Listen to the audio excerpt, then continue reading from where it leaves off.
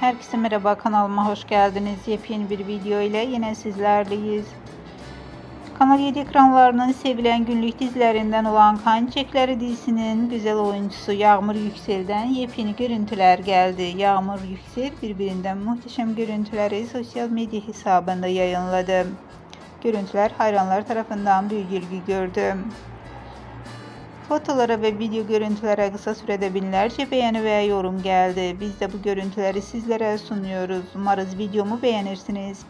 Değerli takipçiler, videomu beğenmeyi, kanalıma abone olup bize destek olmayı lütfen unutmayın. Bir sonraki videoda görüşmek üzere. Hoşça kalın.